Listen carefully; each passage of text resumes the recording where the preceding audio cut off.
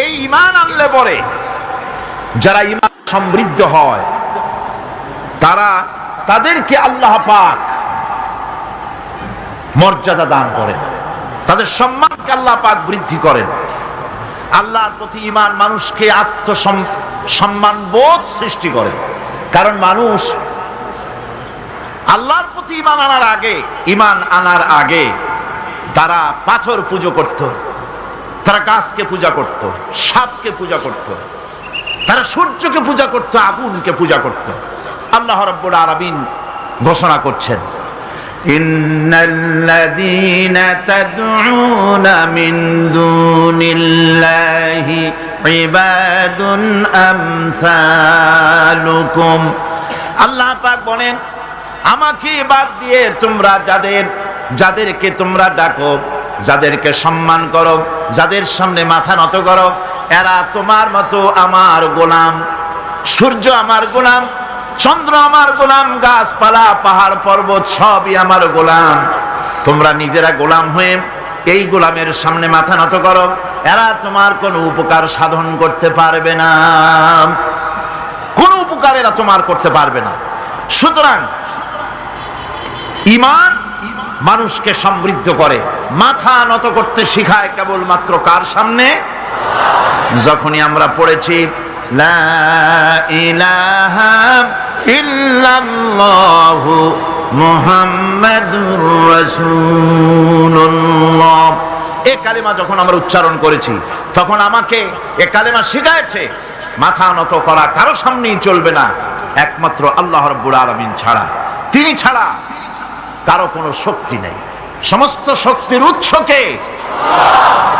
আন্নাল কুওয়াতা লিল্লাহি জামিআ, সমস্ত ক্ষমতার উৎস কেবলমাত্র কে? আল্লাহ পাক। সেজন্য আপনারা আমাকে জবাব নেন, খেতে দেওয়ার মালিক কে? জোরে বলতে হবে, খেতে দেওয়ার মালিক কে? পড়তে দেওয়ার মালিক কে? হাসাবার মালিক কে? কাঁদাবার মালিক কে? হায়াতের মালিক কে? মওতের মালিক কে? ক্ষমতা দেওয়ার মালিক কে? ক্ষমতা সিনায় নেওয়ার মালিক কে? ফাআলুল লিমা ইউরিদ, যা খুশি তাই তিনি করেন। তার কাছে তার ক্ষমতার চাইতে প্রচন্ড ক্ষমতা কারণ নাই। তিনি যদি কাউকে উপকার করতে চান, ওয়াইয়ামসাসকাল্লাহু বিদুররিন ফালা কাশিফা লাহু ইল্লা হুয়া ওয়াইয়ুরিদিকা বিখাইরিন ফালা রাদ্দা লিফাদলিহি।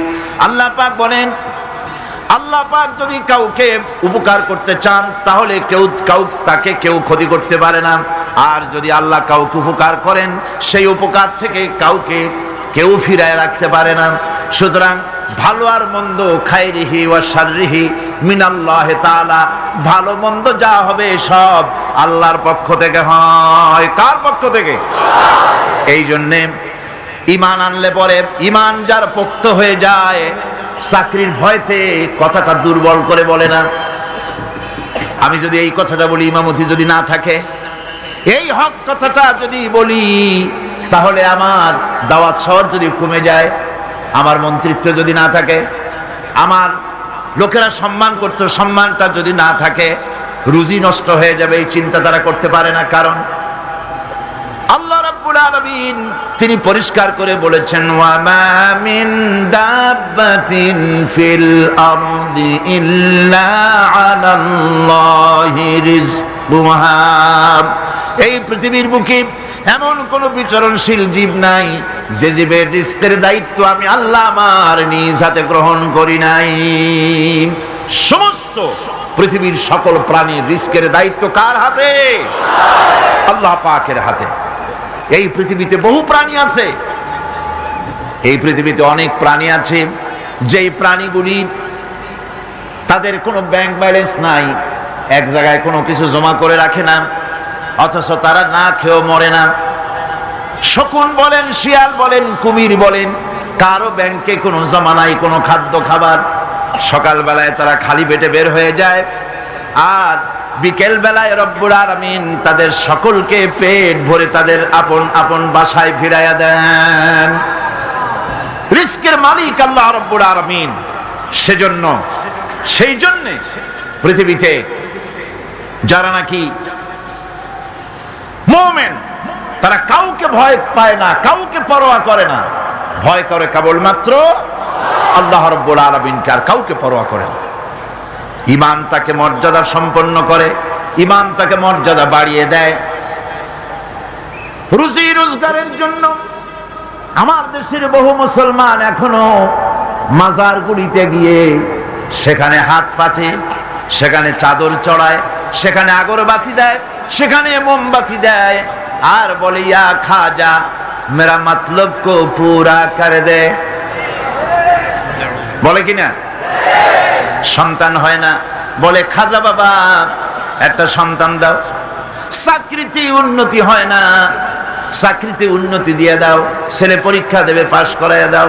এইসব কথা কি বলে? জোরে কর নাউজুবিল্লাহ। আমার বন্ধুগণ, মাজারে এ ধরনের মানত করা, তারা গরু ছাগল মানত করে, এগুলি গিয়ে সেখানে যায় সম্পূর্ণ হারাম। এগুলি কি? মাজারে চাদর দেওয়া যাবে না, আগরবাতি দেওয়া যাবে না, মোমবাতি দেওয়া যাবে না, মানত করা যাবে না। মানত করা যাবে কেবলমাত্র আল্লাহ রাব্বুল আলামিনের নামে। কার নামে মানত হবে? আল্লাহ ছাড়া কারো নামে মানত করা যাবে না। এই চট্টগ্রামে আলহামদুলিল্লাহ পূর্বের তুলনায় মাজার পূজা বহুল অংশে কমে গেছে। কোন আলহামদুলিল্লাহ? এ কথা ঠিক কিনা? আজকের এই তাফসীরুল কোরআনের মাহফিলে যারা এসেছেন, জীবনেও আর কোনদিন মাজারে টাকা পয়সা, চাদর, আগরবাতি, মোমবাতি এগুলি দিবেন না। রাজি আছেন? কারা কারা রাজি? হাত উঁচু করে দেখান। আলহামদুলিল্লাহ। হাত নামা।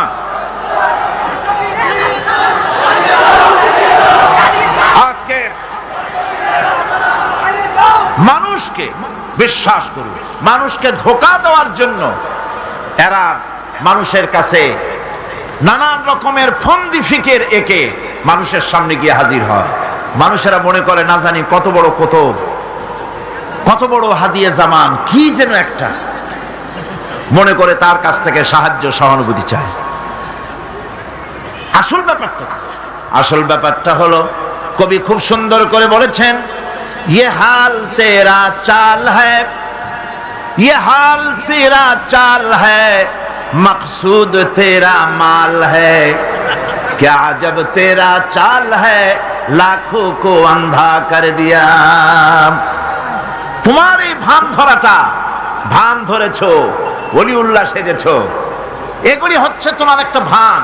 এই ভান ধরে মানুষকে মানুষের পয়সা লোটার ব্যবস্থা করেছো, লাখো মানুষকে অন্ধ করে দিয়েছো এগুলি করে। সুতরাং মানুষের আজকে বুঝতে আর বাকি নাই। মানুষ আজ মাজার মুখী হওয়ার চাইতে মসজিদ মুখী বেশি হচ্ছে। কোন আলহামদুলিল্লাহ? যারা কোন আলহামদুলিল্লাহ? আমার বন্ধুগণ, ইসলাম মানুষকে শিখায়, মানুষ যখন ঈমান আনে, আল্লাহ পাক বলেন ক্ষতি থেকে বাঁচার জন্য ইল্লাল্লাযীনা আমানু, যারা ঈমান এনেছে, ঈমান আনলে পরে যে উপকারটি তার হয় তা হলো তার মধ্যে বিনয় এবং বিনম্রতা আসে। সে অহংকারী হয় না। মুমিন কখনো অহংকারী হয়? কিসের অহংকার? টাকা পয়সার অহংকার করবে। আল্লাহ পাক যদি ব্রেন টিউমার দিয়ে দেন, হার্টের মধ্যে যদি ক্যান্সার করে দেন, ব্লাডের ভিতরে যদি ক্যান্সারের জার ঢুকায় দেন, সারা জীবনে যা কামাই করেছো সব শেষ করলেও রোগ সারবে না। কথা ঠিক কিনা? এই জন্য আল্লাহ রাব্বুল আলামিন কোরআনে কারীমের মধ্যে পরিষ্কার করে বলেছেন, যারা অহংকার করো, আমার আইন ভালো লাগে না, আমার দিন পছন্দ হয় না, আমার ইসলাম ভালো লাগে না, যদি পছন্দ না হয় বেরিয়ে যাও। ইয়া মা'শারাল জিন্নি ওয়াল ইনসি ইন ইসতাতা'তুম আন তানফুযু মিন আকতারিস সামাওয়াতি ওয়াল আরদ ফানফুযু লা তানফুযুনা ইল্লা বিসুলতান। ইয়া মাশারাল জিন, হে পৃথিবীর জেনেরা, ওয়াল ইনস, এবং পৃথিবীর মানুষেরা, যদি সম্ভব করতে পারো আমার এরিয়া থেকে, আমার বিশ্ব থেকে, আমার পৃথিবী থেকে বেরিয়ে যাও। পারবে না, বেরিয়ে যেতে পারবে না। আকাশ আর জমিন দিয়ে এমন ভাবে কভার করেছি, এমন ভাবে প্যাকেট করে দিয়েছি, আমার এই এরিয়া ছেড়ে বেরিয়ে যাওয়ার কোনো উপায় নাই। আছে উপায়? কোনো উপায় নাই। সুতরাং অহংকার করো না, টাকার অহংকার, বিদ্যার অহংকার, স্বাস্থ্যের অহংকার করো না। অনেকে স্বাস্থ্যের অহংকার করে, আমি বলি স্বাস্থ্য খুব ভালো, খুব ভালো। হাঁটার সময় মাটি মসমস করতে থাকে। আপনি কি করতে পারবেন এই অহংকার করে? আল্লাহ পাক বলছেন, ওয়ালা তামশি ফিল আরদি মারহান ইন্নাকা লান তাখরিকাল আরদা ওয়া লান তাবলুগাল জিবালা তুলা। আমার এই জমিনের উপরে অহংকার করে হেঁটো না। তুমি তোমার পায়ের আঘাত দিয়ে আমার জমিনটাকে ধসায় দিতে পারবে না, আর অহংকার করে তুমি পাহাড়ের উচ্চতাও ছাড়াই যেতে পারবে না। সুতরাং অহংকারও করো না। আল্লাহ পাক অহংকারীকে পছন্দ করেন না। অহংকার করা আল্লাহ নিষেধ করে দিলেন। যে ব্যক্তি মুমিন, ঈমান জেনেছে, অহংকার থেকে সে মুক্ত হয়ে যায়, এটা ঈমানের বড় ফায়দা। যে ব্যক্তি পড়েছে লা ইলাহা ইল্লাল্লাহু মুহাম্মাদুর রাসূলুল্লাহ, এই কালেমা যেই পড়লো অহংকার থেকে মুক্ত হয়ে গেল। জিকির করুন সুবহানাল্লাহ, আলহামদুলিল্লাহ, লা ইলাহা ইল্লাল্লাহ, সুবহানাল্লাহ, আলহামদুলিল্লাহ, লা ইলাহা ইল্লাল্লাহ। অহংকার কার জমিনে করবি? জমিনের মালিক হচ্ছেন আল্লাহ পাক। জমিনের মালিককে চিল্লায় কোন? আরো জোরে বলেন, জমিনের মালিক কে?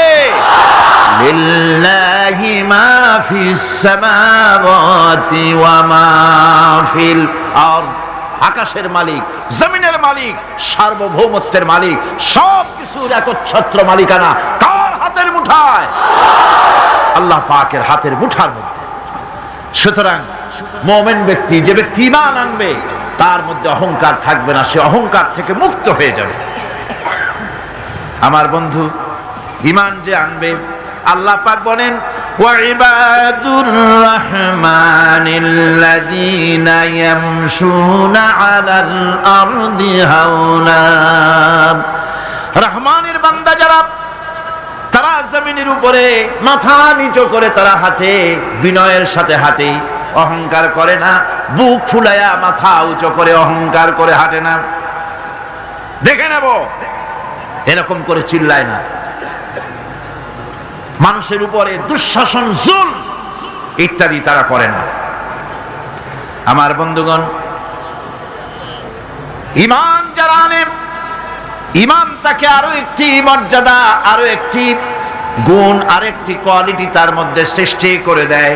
সে জানে মওতের মালিক হচ্ছে আল্লাহ রব্বুল আলামিন। কেউ আমার জীবন নিতে পারবে না। এক মুহূর্ত হায়াত থাকতে আমার জীবন কেউ নিতে পারবে না। কথা ঠিক কিনা? হায়াত থাকতে কেউ মরবে না। সুতরাং সে আল্লাহ ছাড়া কাউকে ভয় করবে না। মৃত্যু তো আসবেই, আজ হোক কাল হোক, মৃত্যু আসবে কিনা? কুল ইন্নাল মাউতাল্লাযী তাফিরুনা মিনহু ফাইন্নাহু মুলাকীকুম। মরণ থেকে পালাও তুমি, মরণ তোমায় লইবে ঘিরি। যদিও সুদূর আকাশ পানে, লুকাও সেথায় লাগিয়ে সিঁড়ি। এ মহারোগের ঔষধ নাই, এ মহারোগের চিকিৎসক নাই, নাই সে ঔষধ জগতে। খুঁজিয়া কাতর হইলে কি হবে, পারিবে না তারে ফিরাতে। মৃত্যু অবশ্যই আসবে এবং তোমাকে গ্রেফতার করবে। তুমি যেখানেই থাকোই না কেন, মৃত্যু আসবেই। মৃত্যুর হাত থেকে কেউ রেহাই পাবে না। মৃত্যু আসবে। সুতরাং মরণ যখন আসবে তখন এই মৃত্যু থেকে কেউ যখন বাঁচবে না, তখন সকলকেই সাহসী হতে হবে। এই ঈমান মানুষকে দুর্জয় সাহসী বানায়। মৃত্যুকে সে পরোয়া করে না। সুবহানাল্লাহ বিহামদিহি। সে ভয় করে কেবলমাত্র কাকে? আল্লাহ রাব্বুল আলামিন। আর কাউকে ভয় করে না। ফাঁসির মঞ্চে দাঁড়িয়েও বিজয়ের হাসি হাসে, যেহেতু সে জানে এই ফাঁসি আমার জন্য আল্লাহর পক্ষে যদি নির্ধারিত থাকে তবে ফাঁসি হবে, আর যদি না থাকে তাহলে এই ফাঁসি আমাকে কেউ দিতে পারবে না। মিশরের শহীদ সৈয়দ কুতুব রাহমাতুল্লাহ আলাইহি নওয়ারাল্লাহু মারকাদাহু ওয়া জাআলাল জান্নাতা মাসওয়াহু। আল্লাহ পাক তাকে জান্নাতুল ফেরদাউসের মেহমান বানিয়ে নিন। মিশরের প্রেসিডেন্ট জামাল নাসের তাকে ইসলামী আন্দোলন করার অপরাধে, ফি জিলালিল কোরআন লেখার অপরাধে, মাআলিমু ফিত তারিক এই কিতাব লেখার অপরাধে তাকে গ্রেফতার করলো, তাকে কয়েদখানার ভিতরে ঢুকালো এবং সেইখানে ক্ষুধার্ত পাগলা কুকুরকে ঢুকিয়ে দিল। তারপর অনেকক্ষণ পরে একজন লোককে পাঠিয়েছে, দেখে আসো রুমের ভিতরে কুকুরের সাথে কুকুর কি ব্যবহার করে। নাউযুবিল্লাহ। জামাল নাসেরের পাঠানো সেই লোকটি জেলখানার ভিতরে দৃশ্য দেখে অবাক হয়ে ফিরে এসে বললেন, জাহাপানা, কয়েদখানার ভিতরে গিয়ে দেখলাম সৈয়দ কুতুব নামাজের ভিতরে সেজদায় পড়ে আছে, আর শিকারী পাগলা কুকুর তার পাশে বসে তাকে পাহারা দিতেছে। মৃত্যুর ভয় ঈমানদারেরা করে না। তাকে বলা হয়েছিল ক্ষমা চাওয়ার জন্য, তিনি বলেছেন মাজলুমকে ক্ষমা চাইতে হবে জালেমের কাছে, এর থেকে ফাঁসি গ্রহণ করে শাহাদাতের দরজা নিয়ে হাসি মুখে আমি আমার মনিবের দরবারে খাড়া হতে চাই। এটাই হলো ঈমান। আর জামাল নাসেরকে আল্লাহ পাক ইন্তেকাম নিলেন, দুনিয়া থেকে বিদায় করে দিলেন। তুরস্কের প্রেসিডেন্ট যাকে ভাগ্য বিধাতা বলা হয়, আতাতুর্ক বলা হয়, কামাল পাশা আল্লাহর ইসলামের সঙ্গে বেয়াদবি করেছে, আরবি ভাষা শিক্ষা করা হারাম ঘোষণা করেছিল, হিজাব পরা মেয়েদের জন্য হারাম ঘোষণা করেছিল, শাদী শোদা মেয়েদেরকে বিবাহ দেওয়া জায়েজ করেছিল। নাউযুবিল্লাহ। এই কামাল পাশার ঘুম ভেঙে গেল সকালবেলায় কিসের এক আওয়াজে। সে বলল, কিসের আওয়াজে আমার ঘুম ভাঙলো? বলা হলো মুয়াজ্জিনের আজান। মুয়াজ্জিন চিল্লাইলো কেন? ধরে আনো। মুয়াজ্জিন আনা হলো। তারপরে জিজ্ঞাসা, এই বেটা চিল্লাইছিস কেন? সে বলল, আমি তো চিল্লাই নাই, আমি আজান দিছি। কেন আজান দিলি? আমার ঘুম ভাঙলো কেন? তাকে আনা হলো এবং তাকে অর্ডার করা হলো। বলা হলো, কামাল পাশা বলল, আমার সামনে তাকে জবাহ করো, তার সমস্ত শরীরটাকে তরবারি দিয়া টুকরা টুকরা করে দাও। আমার ঘুম ভাঙালো কেন? আল্লাহ রাব্বুল আলামিন কামাল পাশাকে দুনিয়া থেকে বিদায় করে দিয়েছেন। না বেঁচে আছে আজও? ইরানের রেজা শাহ পাহলভী মুসলমানদের পর অত্যাচার করেছে। ২৫০০ বছরের রাজতন্ত্রের প্রতিভূ অত্যাচার করেছে মুসলমানদের পরে। মুসলমানের দেশে রাস্তায় রাস্তায় শুকর জবাহ হতো। ওলামাদের সম্পর্কে বাসের কন্ডাক্টররা পর্যন্ত এই পর্যায়ে চলে এসেছিল যে আমরা বেশ্যা এবং আলেম এদেরকে আমরা বাসে চড়াবো না। এভাবে করে ওলামাদেরকে ঘৃণা করা হলো, মহিলাদেরকে বেইজ্জত করা হলো, বেপর্দা করা হলো। আল্লাহ পাক অ্যাকশন নিলেন, নেন নাই? জোরে কর, নিয়েছেন কিনা? ইরানে বিপ্লব শুরু হলো। এই বিপ্লবে মহিলারাও নামলেন। তারাও বিপ্লবে শরীক হলেন। এরপরে রেজা শাহ পাহলভী পলাবার জায়গা পায় নাই, আমেরিকা গিয়া পালালো। আমেরিকা তাকে জায়গা দিল না, পানামায় আসলো, পানামা জায়গা দিল না। কায়রোতে আসলো, কায়রোর একটি হোটেলে জীবনের শেষ দিনগুলি সেখানে কাটলো। এতিমের মতো, ভিক্ষুকের মতো দুনিয়া থেকে আল্লাহ জিল্লাতির সাথে বিদায় করে দিলেন। সেই আল্লাহ আছেন কি নাই? জোরে বলেন, আছেন কি নাই? ইসলামের সাথে এই শত্রুতা নতুন কিছু নয়, বহুত পুরানো। সতিজা কর রহা হ্যায় अज़ल से ताइम रोज, सतीजा कर रहा है अज़ल से ताइम रोज, चरागे मुस्तफा भी से शरारे बुलाबिस। সেই আবহমান কাল থেকে ইসলামের বিরুদ্ধে এই ষড়যন্ত্র চলে আসছে।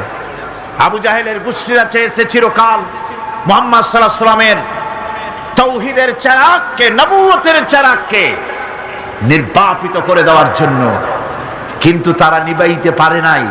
কারণ ইসলাম আল্লাহ পাকের কাজ। সকলে বলেন কাজ।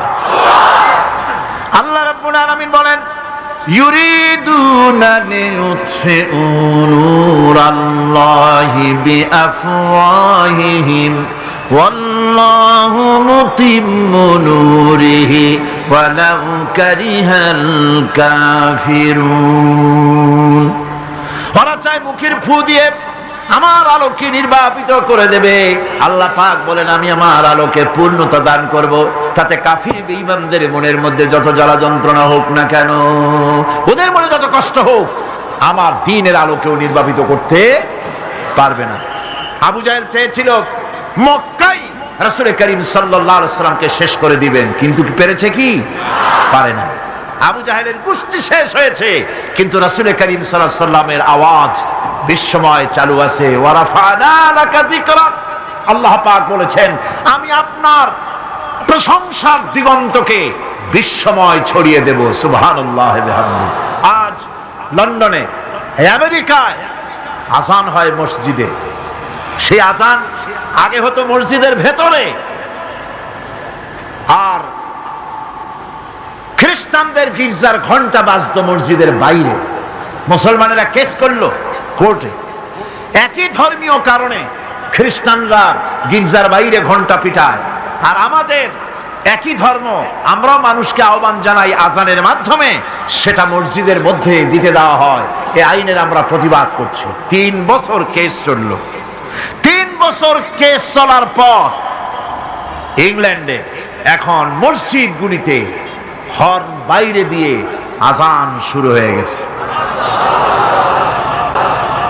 লন্ডনের বুকে মসজিদের আযান মাইকে যখন ছড়িয়ে পড়লো, আমার মনে পড়লো তখন বিশ্বকবি, কবি সম্রাট আল্লামা ইকবাল রহমতুল্লাহ আলাইহির কথা।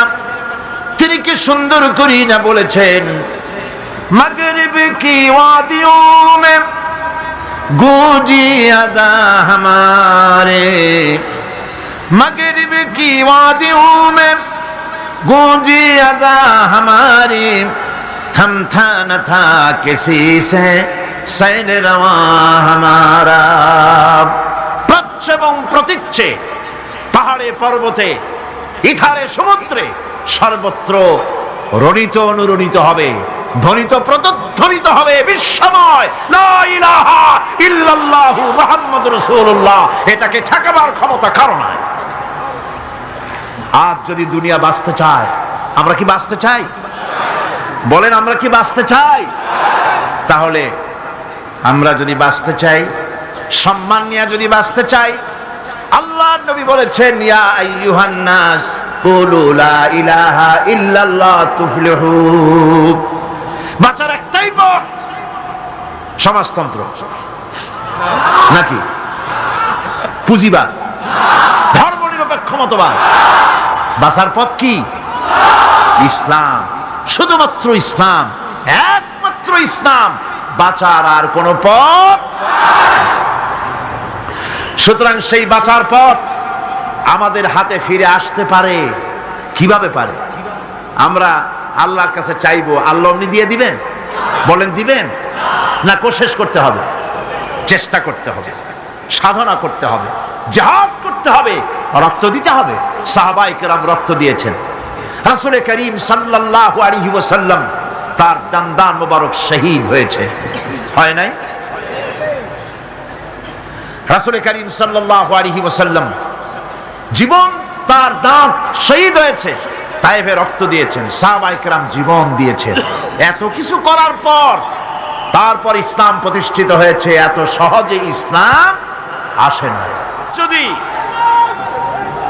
আজ যদি আমরা জিহাদি প্রেরণায় দ্বীন প্রতিষ্ঠার পথে এগিয়ে আসি, তাহলে এর পরিণতিতে পাবো আমরা জান্নাত। কি পাবো? জান্নাত হচ্ছে সবচাইতে বেশি লোভনীয়, আর জাহান্নাম হচ্ছে সবচাইতে বেশি নিকৃষ্ট, ভীতিপ্রদ। আমাদেরকে কেউ ক্ষতি করতে পারবে না, কেউ আমাদেরকে ধ্বংস করতে পারবে না যদি আমরা আল্লাহর পথে থাকি। আল্লাহর পথেই আমাদের জানমাল ব্যয় করতে হবে। কারণ আল্লাহ পাক কোরআন শরীফের মধ্যে বলেছেন, ইন্নাল্লাহা আশতারা মিনাল মুমিনিনা আনফুসাহুম ওয়া আমওয়ালাহুম বিআন্না লাহুমুল জান্নাহ। আল্লাহ রাব্বুল আলামিন বলেন, আমি আমার মুমিনের জান এবং মালকে আমি খরিদ করে নিয়েছি, বিনিময়ে আমার মুমিনকে আমার জান্নাত দান করেছি। সুবহানাল্লাহ। মুমিন ব্যক্তি সে ঘোষণা করবে আল্লাহ পাকের সামনে। আল্লাহ শিখায় দিয়েছেন, ঘোষণা করো, কুল ইন্না সালাতি ওয়া নুসুকি ওয়া মাহইয়ায়া ওয়া মামাতি লিল্লাহি রাব্বিল আলামিন। বলো, আমার জান, আমার মাল, আমার সবকিছুকে আমি আল্লাহর ওয়াস্তে, আমার নামাজ, আমার হায়াত, আমার কুরবানি, আমার মত, সবকিছু আল্লাহর জন্য নিবেদিত করে দিলাম। কার জন্য? এই কথা মুমিন ব্যক্তিকে ঘোষণা করতে হবে, মুমিনকে মনে রাখতে হবে। মুমিন ব্যক্তির সবচাইতে বড় উপকার যে সে যত বড় গুনাহগার হোক, ইমাম তাকে এই সাহায্য করে, যত বড় গুনাহগার হোক আল্লাহ তাকে ক্ষমা করে দিবেন যদি সে আল্লাহর কাছে তওবা করে। সে যদি মাপ চায়, আল্লাহ তাকে তওবা করলে মাফ করে দিবেন। এটা হলো ইমাম তাকে নিরুৎসাহিত করে না, ইমাম তাকে নিরাশ করে না, ইমাম তাকে আশার আলো তার বুকের মধ্যে জ্বালিয়ে দেয়। আলহামদুলিল্লাহ। বন্ধুগণ, আল্লাহ রাব্বুল আলামিনের কাছে মানুষ অন্যায় করলে, গুনাহ করে যদি মাবুদের কাছে, আল্লাহ রাব্বুল আলামিনের কাছে যদি দোয়া করে, আল্লাহ পাক বলেছেন, ওয়া ইযা সালাকা ইবাদি আন্নী ফাইন্নী করিব। ও নবী, বান্দা যখন আমার ব্যাপারে প্রশ্ন করে, আপনি বলে দেন আমি বান্দার অতি নিকটবর্তী, আমি বান্দার একদম কাছে। বান্দা যদি গুনাহ করে আমার কাছে মাপ চায়, চোখের পানি ফেলে দেয়, আমি তার গুনাহকে মাফ করে দেব। আল্লাহর কাছে দুইটা ফোঁটা বেশি প্রিয়। একটা হলো জিহাদের ময়দানে যে রক্ত ফোঁটা পড়ে, এই রক্ত ফোঁটা, আর একটা হলো চোখের পানি। আল্লাহর ভয়তে বান্দার চোখ থেকে যে পানি ফোঁটা পড়ে, আল্লাহ রাব্বুল আলামিন এই পানি ফোঁটায় খুশি হয়ে যান।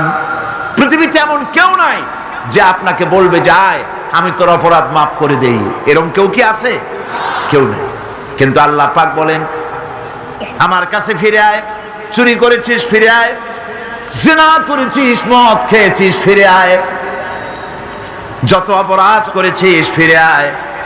আল্লাহর কাছে বান্দা যখন তওবা করে, গুনাহ করে মাফ চায়, আল্লাহ মাফ করে দেন। শুধু মাফ করেন না, শুধু মাফ করেন না, তার সাইয়্যাত গুলি আল্লাহ রাব্বুল আলামিন হাসানাত দিয়ে বদলায় দেন। সে যে গুনাহ করেছিল, সেই গুনাহগুলি হাসানাত দিয়ে বদলায় দেন। তিনি এমন এক মহান সত্তা, যার কাছে চাইলেই তিনি খুশি হন।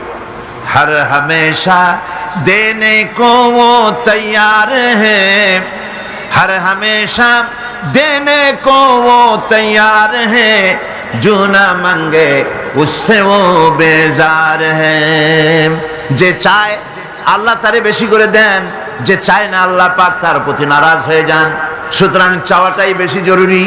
রাতের আধারে তাহাজ্জুদের নামাজ পড়ে মানুষ যখন কান্দে, মুসলিম শরীফের হাদিসে এসেছে প্রতি রাত্রে আল্লাহ রাব্বুল আলামিন শেষ আকাশে সেখান থেকে মানুষকে ডাকেন, ও আমার বান্দারা আমার কাছে চাও, কে অপরাধ করেছো, গুনাহ করেছো।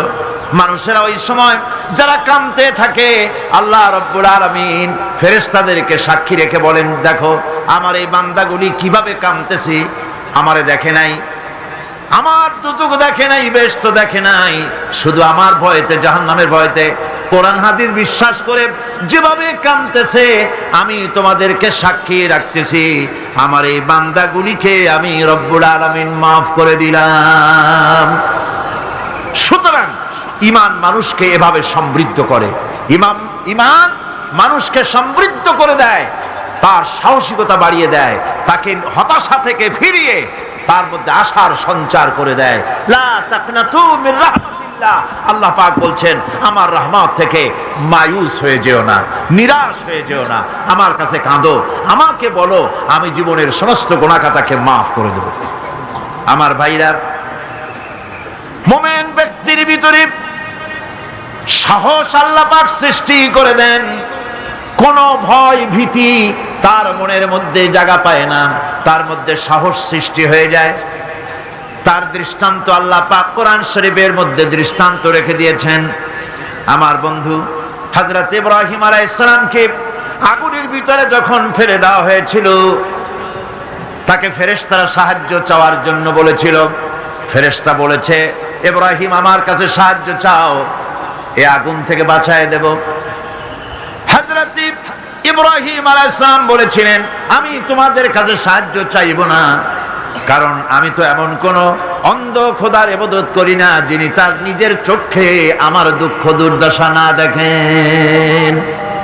তিনি তো দেখতে পাচ্ছেন, সুতরাং আমি তোমার কাছে সাহায্য চাইব না। আগুনে পড়ে গেলেন। এরপরে রব্বুল আলামিন আগুনের প্রতি নোটিশ করে দিলেন, ইয়া নারু কুনি বারদাও ওয়া সালামান আলা ইব্রাহিম, আগুন আমার ইব্রাহিমের জন্য শান্তিদায়ক ঠান্ডা হয়ে যা। কি বলেন, আগুন তারপরে জ্বলছিল? আগুন তারে জ্বালাইছে? আগুন তারে জ্বালাতে পারে নাই। আমার বন্ধুগণ, সাহস হারাবেন না, কোন অবস্থাতেই সাহস হারাবেন না। আজও যদি কোন নমরুদ কোন ইব্রাহিমের সন্তানকে যদি তার দলভুক্ত কাউকে যদি আগুনে ফেলে দেয়, আল্লামা ইকবাল বলেছেন, আজ ভি হো জু ইব্রাহিম কাইমা पैदा आग कर सकती है এক আন্দাজে গুলিস্তান পয়দা। ইব্রাহিমের ঈমান যদি আজও কোথাও হয় বিদ্যমান, করতে পারেন অগ্নিকুণ্ডে খুবসুরত গুলিস্তান। আজও যদি আগুনের মধ্যে কাউকে ফেলে দেওয়া হয়, কোন নমরুদ যদি আজও ফেলে, তাহলে সেই আল্লাহ আছেন না যে আল্লাহ ইব্রাহিমকে বাঁচাইছিলেন? আছেন কিনা?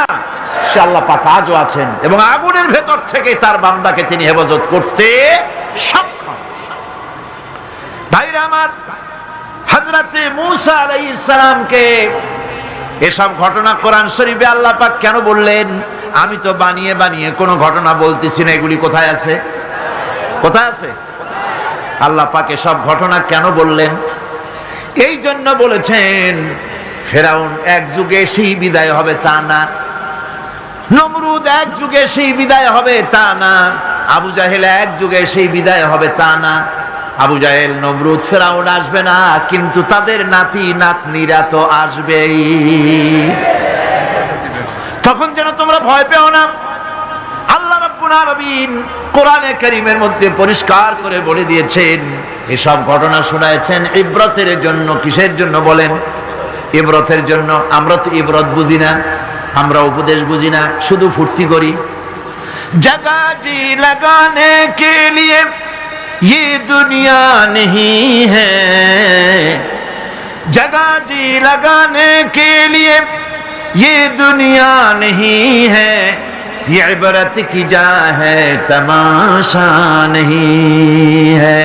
এই পৃথিবী তো খেল তামাশা করার জায়গা না, এই পৃথিবী তাস খেলা জুয়া খেলার জায়গা না, এটা উপদেশ গ্রহণ করার জায়গা। উপদেশ দেখো, শেখো, উপদেশ গ্রহণ করো। হযরতে মুসা আলাইহিস সালামের কথা আল্লাহ শুনাইলেন। এই কোরআন শরীফের ভিতরে এক জায়গায় দুই জায়গায় নাই, অসংখ্য জায়গায় মুসা আলাইহিস সালামের কথা আল্লাহ বলেছেন, ঠিক কিনা? ইব্রাহিম আলাইহিস সালামের কথা বলেছেন, ঠিক কিনা? মুসা আলাইহিস সালামের কথা আল্লাহ পাক শোনায় দিলেন। ফেরাউন তার পিছনে লেগে গেল। মুসা আলাইহিস সালামের অপরাধটা কি? অপরাধ হলো তিনি বলেছিলেন লা ইলাহা ইল্লাল্লাহ। জোরে বলেন লা ইলাহা ইল্লাল্লাহ। আরো জোরে লা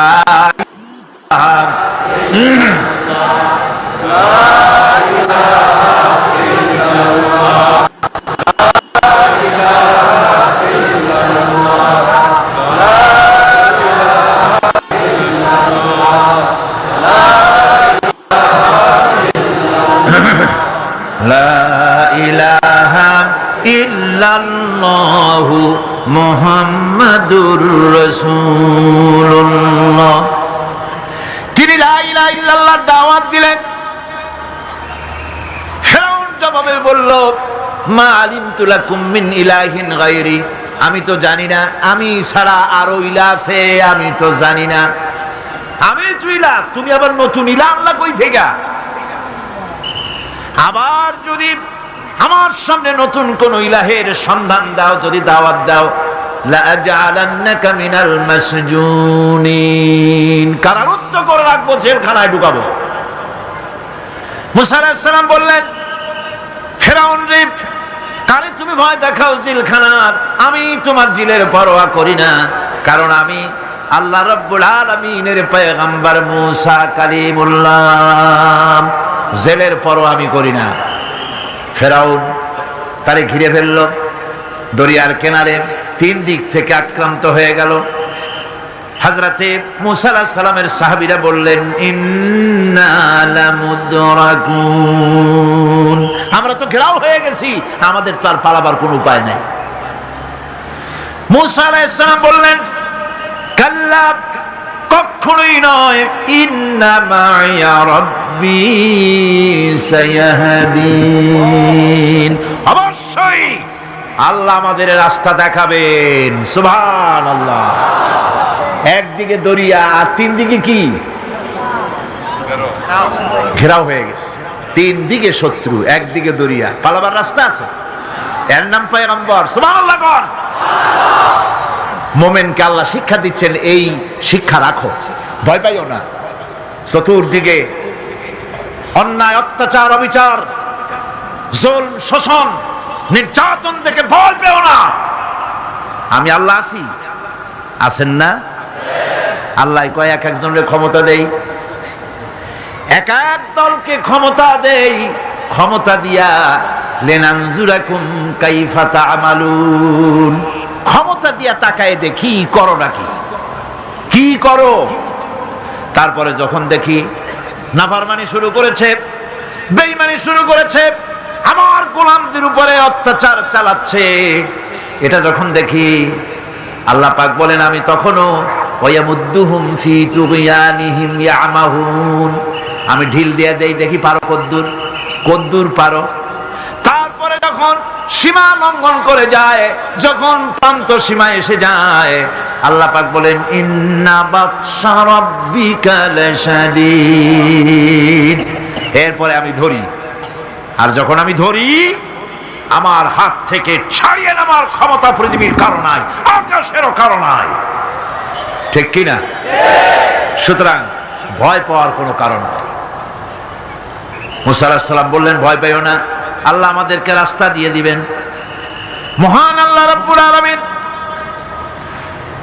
হযরতে মুসা আলাইহিস সালাম যখন সঙ্গীদেরকে বললেন, ভয় পাইও না, আল্লাহ পাক বলেন, আমি তখন কি করলাম? فأوحينا إلى موسى أن اضرب بعصاك البحر فانفلق فانفلق فكان كل فرق كالطود العظيم আল্লাহ পাক বলেন আমি ওহী নাজিল করলাম মুসার প্রতি ওহী অবতীর্ণ করে দিলাম তোমার হাতের লাঠি দিয়া দরিয়ার উপরে আঘাত করো দরিয়ার উপরে তিনি আঘাত করলেন দরিয়া ফেটে গেল 12টা রাস্তা হয়ে গেল এক একটা রাস্তার মাঝখানে পানির বিরাট দেওয়াল হয়ে গেল পাহাড়ের মতো وأنجينا موسى ومن معه أجمعين এরপর আমি মুসা আলাইহিস সালামকে এবং তার সাথী সঙ্গীদেরকে নাজাত দিয়া দিলাম আর তার ফেরাউনের দলবলকে ডুবাইয়া শেষ করে দিলাম ফেরাউন তার দলবল নিয়ে পানির মধ্যে যখন এলো দেখলো রাস্তা পানির মধ্যে রাস্তা মুসা আলাইহিস সালামকে ধরার জন্য পূর্ণ উদ্যম এবং উৎসাহ নিয়ে দরিয়ার ভেতরে ঝাঁপিয়ে পড়লো রাস্তা দিয়ে এগোতে লাগলো মাঝখানে যখন এলো আল্লাহ পাক বললেন কুন আল্লাহর তো সুইচ টেপা লাগে না কি কর নৌবাহিনী তো ডাকা লাগে না সেনাবাহিনী কোথায় আছে খোঁজ নেওয়া লাগে না যখনই কিছু ইচ্ছা করেন শুধু বলেন কুন ফায়াকুন যখন বলেন হ্যাঁ হয়ে যায় যখন সমুদ্রের দিকে তাকায় বলেন কুন সঙ্গে সঙ্গে সমুদ্র 30 ফিট পানি উঁচা হয়ে যায় বাতাসের দিকে তাকায় যখন বলেন কুন 280 মাইল স্পিডে প্রবাহিত হয়ে যায় যখন মাটির দিকে তাকায় বলেন কুন সঙ্গে সঙ্গে 5 তলা বিল্ডিং মাটির নিচে চলে যায় যায় কিনা এখানে তো গেছে 2 তলা ইরানে আমেরিকা মেক্সিকোতে পৃথিবীর বিভিন্ন ভূমিকম্পের জোন যেগুলি আছে এরিয়া আছে এই সমস্ত বিশাল বিশাল বিল্ডিং গুলি ধুলার মতো করে আল্লাহ রব্বুল আলামিন কালইহনিল মানফুস বাতাসের মতো করে তুলার মতো করে উড়ায় দেন সুবহানাল্লাহ ভূমিকম্প আমার নিজের চোখে দেখছি ভূমিকম্প হয় কেমনে চোখে দেখছি মানে ভূমিকম্পের জায়গায় দাঁড়ায় দেখলে তো আমি এখানে আসতেই পারতাম না ক্যালিফোর্নিয়া লস অ্যাঞ্জেলেস ভূমিকম্পের পরের বছর আমার সেখানে দাওয়াত ছিল ছবির ভিতরে আমাকে ভূমিকম্পের দৃশ্য দেখানো হলো ওরা স্যাটেলাইট থেকে ভূমিকম্প চলাকালীন সময় ছবি তুলেছে আমার দেশে রাস্তা হচ্ছে 1 তলা রাস্তা আর আমেরিকা ইংল্যান্ডে রাস্তা 5 তলা 6 তলা টোকিও থেকে গত বছর টোকিও সফর করলাম জাপানে 5-6 তলা ট্রেন লাইন আছে মাটির তলায় ইঁদুর ফেল সেই লস অ্যাঞ্জেলেসে ভূমিকম্প হল 5 তলা 6 তলা বিল্ডিং গুলি কাতাইয়ে সিজিল্লিল কুতুব কিতাবের পাতার মতো একটার পর একটা ঠাস ঠাস করে পড়েছে মেয়ে লোকেরা যেমন ডিম মামলেট করে এই রকমের গাড়ি গাড়ি সুদ্ধা রাস্তাগুলির পেছাইয়া মামলেট বানাই দিয়েছে আমি ছবির ভিতরে দেখছি বিশাল স্ক্রিন আমার পেছনে যে পর্দা আছে এর থেকে বড় স্ক্রিন অন্তত 10,000 লোক একসঙ্গে বসে দেখার সুযোগ আছে সেখানে সব খ্রিস্টান ইহুদি 200 জন মুসলমান আমরা আমি স্থান কাল পাত্র সব ভুলে গেছি আমি দেখতে পেলাম মাটি সমুদ্রের ভিতরে যেমন তুফান হয় মাটিতে ওই রকম তুফান হচ্ছে আর বিল্ডিং গুলি ভেঙে যাচ্ছে সমস্ত ব্রিজ গুলি ভেঙে যাচ্ছে আমি আল্লাহু আকবার বলে চিৎকার মেরে উঠলাম সুবহান কি বিশাল ক্ষমতার মালিক তিনি শুধু বলেন কোন সাথে সাথে হয়ে যায় সুবহানাল্লাহ সামান্য 3 দিনের মাতবাড়ি একটু মন্ত্রী হায় হায় অহংকারের ঠেলায় অস্থির মানুষ চেনে না শক্তি সহ্য বীর্য মনে করে সব আমার কিন্তু কিছুই তোমার না সময় যখন আসবে দেখবা তোমার কেউ না টেলিফোনের কাছে হাত দেবা তারও সময় পাওয়া যাবে না তার আগেই কাম সারা দেখেন না আমাদের দেশে পুলিশের অবস্থা দেখেন পুলিশেরা এরা মন্ত্রী যখন আসে খুব ফিটফাট হয়ে মন্ত্রীকে স্যালুট মারে হাত দিয়ে একটা মারে পাও দিয়ে আর একটা মারে আমি চিন্তা করছি যে এটার হাকিকতটা কি, বিষয়টা এই যে দুইটা সেলুট, হাত দিয়ে একটা পাও দিয়ে একটা, কারণটা কি? হাত দিয়ে তো বুঝলাম যে সত্যি এরা হাত দিয়া ব্রিটিশ প্যাটার্নে সেলুট মেরেছে, কিন্তু পাও দিয়া পরে চিন্তা করলাম আসলে ঠিকই আছে। তার মানে হলো এর হাকিকত হচ্ছে যতদিন মন্ত্রী সাহেব এই সরকারের আইন মেনে, এই সংবিধান মেনে বাংলাদেশের স্বাধীনতা, স্বাধীন অস্তিত্ব, সার্বভৌমত্বকে মর্যাদা দিয়া যতদিন চলবেন এরকম মারব, আর যখন বেকায়দা করবেন হাত দিয়া না নিচেরটা দিয়া মারব। কথা ঠিক কিনা গণ? আজকের যে স্বরাষ্ট্রমন্ত্রী, কালকে দেখবেন পিটানের ঠেলায় ক্ষমতায় যদি না থাকে হসপিটালে শুয়ে আছে। এগুলি তো আমরা পত্রিকায় দেখি, ছবি শুদ্ধ দেখি। কথা ঠিক কিনা? এগুলি আমি বললাম কেন? এই জন্য বললাম ইতিহাস ভুলে যাওয়া উচিত না, ক্ষমতার দম্বে পাগল হয়ে যাওয়া উচিত না। আল্লাহ পাক বলেছেন লিনানজুরাকুম কাইফা তা'মালুন, ক্ষমতা দিয়ে আমি দেখি আমলটা কি করো, তোমার আমলটা কি হয়, কি ধরনের ব্যবহার করো জাতির সাথে, মানুষের সাথে। ক্ষমতার দ্বন্দ্বে পাগল হয়ে যেও না। ওই যে পণ্ডিত জওয়াহরলাল নেহেরু সেই যে পাগলা হসপিটালে গেছিল, মেন্টাল হসপিটাল, মাথায় সুন্দর টুপি, গায়ে শেরওয়ানি, চোস্ত পাজামা, হাতে ছড়ি, ইসলামী ড্রেস। অমুসলমানদের কাছে মজা লাগে, কিন্তু দুর্ভাগ্যজনক আমার দেশের মুসলমানদের মজা লাগে না। এদের মজা লাগে অন্যদেরটা অনুসরণ করতে, নিজেরটা ভালো লাগে না। সুন্দর টুপি, সারা জীবন নেহেরু শেরওয়ানি, পাজামা, টুপি ব্যবহার করেছেন, ঠিক কিনা? এই পোশাক কার? নেহরুর বাপের? মুসলমান। আজ মুসলমানদের এই ড্রেসকে বাংলাদেশের টেলিভিশনে অমর্যাদা করা হচ্ছে। আমি পার্লামেন্টে যখন এই কথা বললাম যে বাংলাদেশের টেলিভিশন মুসলমানদের দাড়ি আর টুপি নিয়ে উপহাস করে, আমার পাশের থেকে একজন ট্রেজারি বেঞ্চ থেকে বলল আপনি মিথ্যা বলছেন, আল্লাহর গজব হবে আপনার উপরে। আমি বললাম ওয়েট এন্ড সি, গজব কার উপরে হয় আমরা দেখি, অপেক্ষা করি। ভিলেন পার্টে যে অভিনয় করে টিভিতে, নাটকে, সিনেমায়, একটা খারাপ চেয়ারম্যান, একটা খারাপ লোক অভিনয় করার জন্য যাকে আনা হয় তার মাথায় একটা টুপি থাকে কিনা, টেলিভিশনে থাকে কিনা, লম্বা একটা জামা থাকে কিনা, মুখে দাড়ি থাকে কিনা, কাঁধে একটা রুমাল থাকে কিনা। এবার আমি প্রশ্ন করি, মুসলমানদের মাথার টুপি কি জামাত ইসলামী? মুসলমানদের দাড়ি আর লম্বা জামা কি শিবিরে? এই দাড়ি আর টুপি বিশ্বনবী মুহাম্মদ রাসূলুল্লাহ সাল্লাল্লাহু আলাইহি ওয়াসাল্লামের।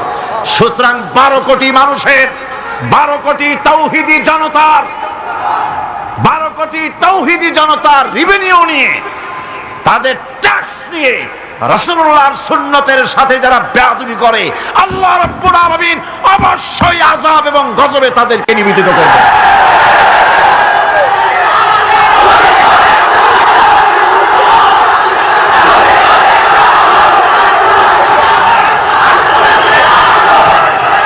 আমার বন্ধুগণ, পণ্ডিত নেহেরু হসপিটালে গিয়েছে, পাগলেরা জিজ্ঞেস করছে এত সুন্দর কেতাদুরস্ত লোক তো দেখেনি, তুমি কে গো? উনি বললেন আমারে ঠিক পাও নাই, আমি ভারতের প্রধানমন্ত্রী পণ্ডিত জওয়াহরলাল নেহেরু। এক পাগল অনেক সময় আপাতমস্তক নিরীক্ষণ করে দেখে বলছেন ও সেই কথা, তা ঠিক আছে, আমরাও তখন এখানে এসেছিলাম, তোমার মতো এরকম লম্বা লম্বা কথা আমরাও বলতাম, থাকো আমাদের কাছে কিছুদিন, তোমার মাথাটাও ঠান্ডা হয়ে যাবে।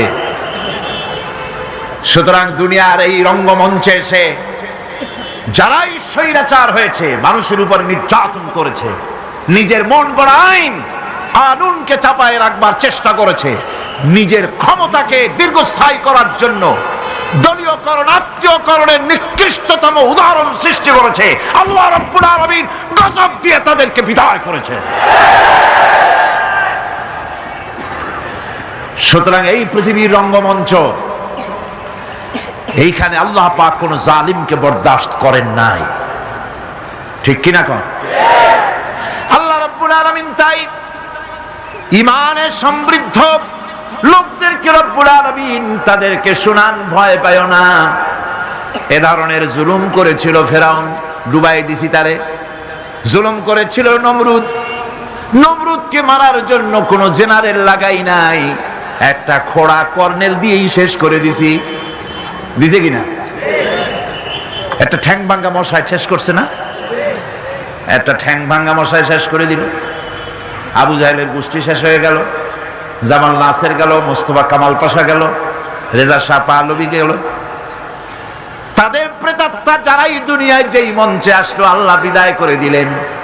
কিন্তু এমনই দুর্দশা, যে যায় লঙ্কা সেই আর মানুষ হালে ফেরে না। যাওয়ার আগে খুব দোয়া করে, আল্লাহ আর একটা বার,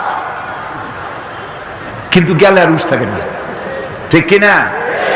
আমার বন্ধু, ভয় পাওয়ার কারণ নাই। কোরআনে কারীম পরিষ্কার করে ঘোষণা করছেন, আল্লাহ রাব্বুল আলামিনের নবী তাকেও কাফির বেঈমানেরা দুনিয়া থেকে মিটাই দিতে চেয়েছে।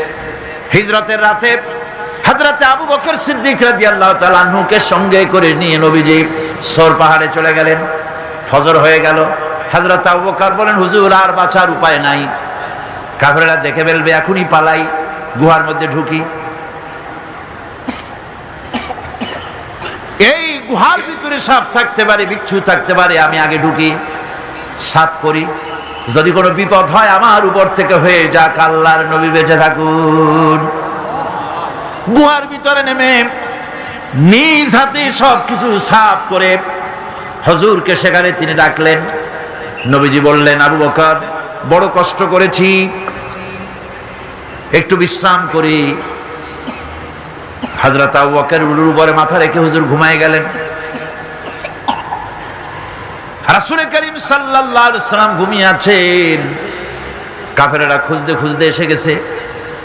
হযরত আবু বকর বলেন, হুজুর বাঁচার উপায় নাই, কাফেররা গুহার দরজা পর্যন্ত এসেছে, আমরা তো ধরা পড়ে গেলাম।